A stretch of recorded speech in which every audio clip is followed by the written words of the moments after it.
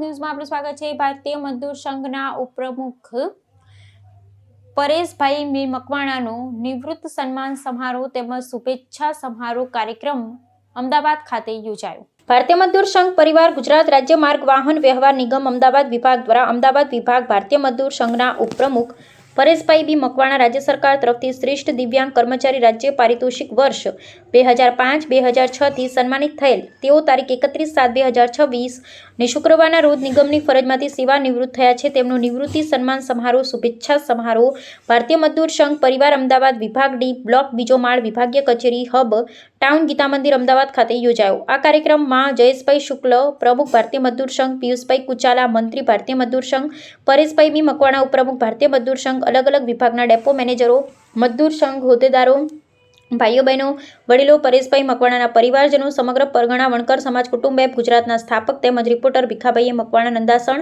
જયસિંહભાઈ D Chavda Morbi, Veenaben એમ દીપકર મહેસાણા, બિપિનભાઈ કે સોલંકી કલોલ, હરેશભાઈ કે રાઠોડ અમદાવાદ તેમજ નામી અનામી સૌ સમાજ બંધુઓ મોટી સંખ્યા ઉપસ્થિત રહ્યા હતા।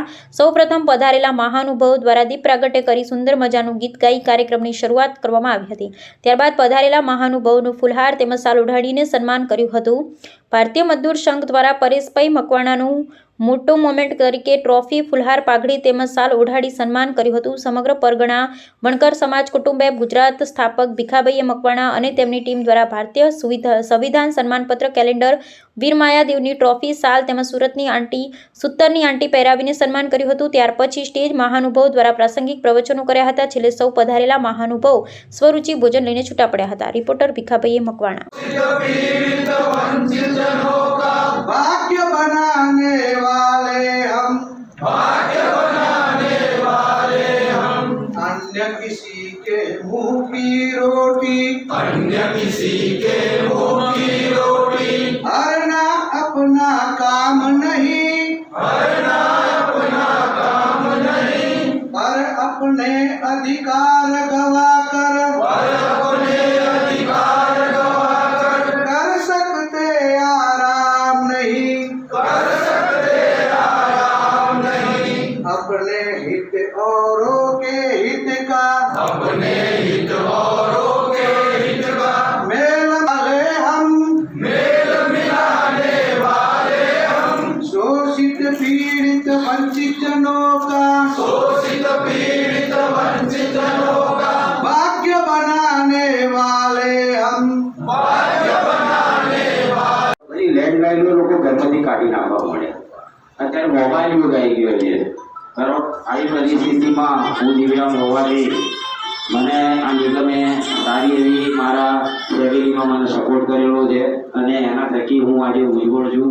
એટલે લોકો એમ કહેતા હોય કે એસટી બંધ થઈ જશે, એસટીમાં ખાનગીકરણ થઈ જશે, એસટીમાં નોકરી ના કરાય, તો હું જ્યારે 94માં આવ્યો તો ત્યારે જ આ શબ્દો સાંભળું છું અને અત્યારે 2026માં આ પ્રશ્નો તમારી નીતિ સાચી હોવી જોઈએ, તમારી કામ કરવાની ધગશ હોવી જોઈએ। જે સંસ્થા આપણને પગાર આપે છે એના પ્રત્યે આપણે પૂરેપૂરું વલણ એનું ચૂકવવું જોઈએ। સાહેબ ગોધરાકાંડ હોય, ધરતીકંપ હોય, પૂરનું આફત આવી ગયેલી હોય, કોરોના કાળ હોય, સરકારશ્રીના પરિપત્ર આવતા હોય કે દિવ્યાંગોના આની અંદર કામગીરી આપવાની નહીં, એવી પરિસ્થિતિમાં પણ હું એસટી કંટ્રોલ ઉપર આવીને બેસું ત્યારે અધિકારી તો શું કરવા આવે? ના સાહેબ હું આવીશ। આવી પરિસ્થિતિમાં મેં નિગમમાં મારી પરિસ્થિતિની નોંધ રાજ્ય સરકારશ્રીએ લીધી। એ વખતે 2005ના મુખ્યમંત્રી શ્રી નરેન્દ્રભાઈ મોદી સાહેબે મને, અત્યારના યશસ્વી વડાપ્રધાન છે, એમણે મને 2005માં શ્રેષ્ઠ દિવ્યાંગ કર્મચારી તરીકે એના પારિતોષિક પ્રદાન કર્યું। એ પછી પરિસ્થિતિ આગળ થઈ અને ફરી પાછું મને 2016માં ફરી મારું નામ આવ્યું। ત્યારે એ વખતના શ્રમ અને રોજગાર મંત્રી શ્રી કૌશિકભાઈ પટેલ એમણે મારું સન્માન કર્યું।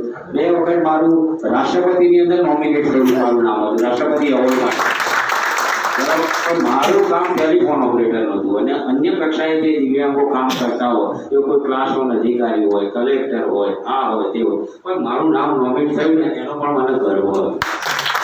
જે કાંઈ મને માન, સન્માન અને ઇજ્જત મળી છે આ એસટી થકી મળી છે અને મારા કામદારો થકી મળી છે। મારી પાસે જ્યારે પણ કોઈ આવતું ત્યારે હું કોઈ યુનિયન નહોતો જોતો, હું માણસ જોઈને કામ કરતો હતો। અને મેં માણસના કામ કરીને અને મારા સંગઠનની અંદર મેં મારું સંગઠન મજબૂત કરવા માટે પ્રયત્ન કરેલા છે. એટલે મારી નોકરી દરમિયાન મારાથી કોઈ મારા મિત્રો અને એનાથી મારી કંઈ એવા મારા અપશબ્દો બોલાઈ ગયા હોય તો હું દિલગીર છું અને માફ કરજો. તમારો જે કંઈ આવો મને પ્રેમ મળ્યો છે એવું સદા રહેજો. હું આ પ્રેમથી ખૂબ જ વ્યક્તિત્વ થઈ ગયેલો છું, બરોબર. અને આ નિગમે મારા ફેમિલીમાં પણ જે મારી દીકરી છે એ એમએડ થઈ ગઈ, બરોબર. એટલે આ એસટીના પચાસે છે. મારો આ છોકરો ઉભો છે એ એમટેક થતો રહ્યો છે, જે ઓએનજીસી ની સેવા આપી રહ્યો છે, બરોબર. એટલે આ બધો યશ હું મારી જીએસઆરટીસી ને આપું છું. સવારે જય જય. તમારા સંગઠન વિશે આજના જે પ્રતિનિધિઓ સુધી તમારે આપશો. આજના અમારા સાથી કર્મચારી પરેશભાઈ મકવાણા નિવૃત્ત થયા 31/7/2026 રોજ અમદાવાદ વિભાગનો મહામંત્રી ભારતીય મજદૂર સંઘ પિયુષ કુંચાલા તેમજ અમારી ટીમ વતી તમામનો આભાર વ્યક્ત કરું છું. સાથે સાથે પરેશભાઈ મકવાણા મારા અંગત મિત્ર છે અને અમદાવાદ ડેપો અમદાવાદ વિભાગમાં છેલ્લા 25 વર્ષથી સાથે કામ કરે છે. મને બહુ જ ગૌરવ થાય છે પરેશભાઈ જેવા મિત્ર સાથે પરેશભાઈ જોડે કામ કરવું. એક દિવ્યાંગ વ્યક્તિ હોવા છતાં જે સારા સજ્જન અને શ્રેષ્ઠ કર્મચારી તરીકે એમની નામના છે. કર્મચારી પ્રત્યે પણ એમને ખૂબ જ નામના મેળવી છે. સંગઠનમાં પણ એમને બહુ જ સકારાત્મક કાર્ય કર્યું છે. એવા પરેશભાઈને અમને તો ખોટ પડશે, સાથે સાથે એમના જે સમાજ, એમના કર્મચારી, એમના મિત્રો એ બધાને પણ એમની ખોટ પડશે. એમનું હવે પછીનું શ્રેષ્ઠ જીવન પરિવાર સાથે, સમાજ સાથે સારી રીતે દીર્ઘાયુ અને ભગવાન પ્રાર્થના કે શ્રેષ્ઠ જીવન સારી રીતે પસાર થાય એવી અમારી અમદાવાદ વિભાગના બીએમએસ પરિવાર વતી ખૂબ ખૂબ શુભેચ્છા પાઠવીએ છીએ. જે કાર્યક્રમો અને નિવૃત્તિના કાર્યક્રમ વિશે પરેશભાઈનો કાર્યક્રમ આપણે તમારા આપવામાં આવે છે, તો આજે આ કાર્યક્રમ વિશે અને પરેશભાઈ વિશે આપણે સમાજને શું મેસેજ આપવો? પરેશભાઈ એક દિવ્યાંગ કર્મચારી તરીકે જે સેવા આપી રહ્યા છે, જે ટેલિફોન ઓપરેટર તરીકે જે એમને સેવા આપી, વિશિષ્ટ સેવા, એવી હું માનું છું ત્યાં સુધી સાજા માણસો પણ ના આપી શકે તેવી દિવ્યાંગ કર્મચારી તરીકે એમને સેવા આપી. 2 વાર તો રાજ્ય પારિતોષિક એવોર્ડો મેળવેલા છે. તો તેમના જેવી કામગીરી કરવી બહુ મુશ્કેલ છે અને અમારા સંગઠનની અંદર પણ એમની વિશિષ્ટ કામગીરી છે. તો અમે એમની સલાહ લઈએ છીએ કે અમારા વડીલ મુરબ્બી તરીકે આજે નિવૃત્ત થયા છે, તો તેમને એમને ખૂબ ખૂબ શુભેચ્છાઓ. આપ પણ પરેશભાઈ વિશે સમાજને અને આપણા જાગૃત નાગરિકો સુધી આપ આપણે શું મેસેજ આપવા માંગો છો? પરેશભાઈ એ 1995માં ટેલિફોન ઓપરેટર તરીકે એમણે ફરજમાં એસટી નિગમમાં ટેલિફોન ઓપરેટર તરીકે ફરજમાં જોડાયા. એમણે એમની લગભગ 33 થી 35 વર્ષની સર્વિસમાં ખરેખર વફાદારી, નિષ્ઠાપૂર્વક ફરજ બજાવી છે.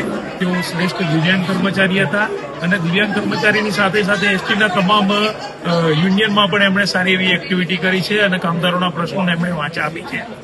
અને આજે તેઓ નિવૃત્ત થયા છે, તો નિવૃત્તિની ખોટ એસટી નિગમનો પડશે, તેમજ તમામ સંગઠનો પડશે.